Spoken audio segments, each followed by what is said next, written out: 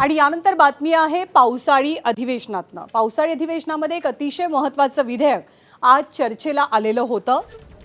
महाराष्ट्र ठेवीदारांच्या वित्तीय संस्थांमधील हितसंबंधांचं संरक्षण विधेयक चर्चेला आणण्यात आलं। त्यासाठी सत्ताधारी आणि विरोधकांची भाषणं सुद्धा झाली।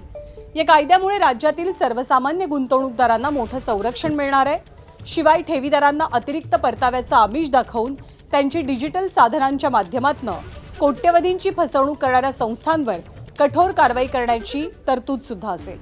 त्यामुळे डिजिटल फसवणुकीला आळा घालण्यासाठी आणलेलं हे विधेयक अतिशय महत्त्वाचं मानलं जात आहे। पण या विधेयकावरती बोलताना शरद पवारांचे राष्ट्रवादीचे आमदार आणि माजी अर्थमंत्री जयंत पाटलांनी सायबर सुरक्षेवरनं सरकारला काही प्रश्न विचारले।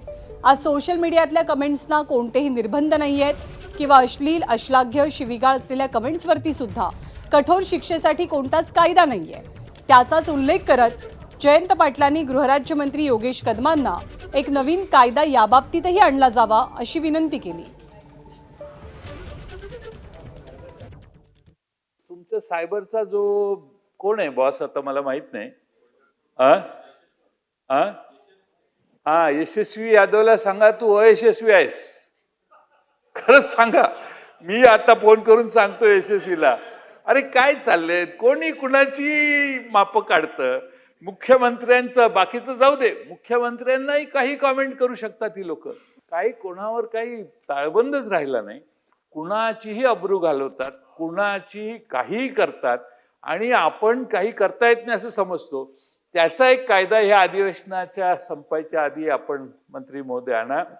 कमेंट्स वरती जर का आपण नजर फिरवली तर काही अतिशय वाईट भाषेमध्ये कमेंट्स केलेल्या असतात, शिवीगाळ केली जाते। मला वाटतं त्याच्यामध्ये कुठल्याही पद्धतीचं सेन्सॉरच नाहीये किंवा त्याला फिल्टरच नाहीये।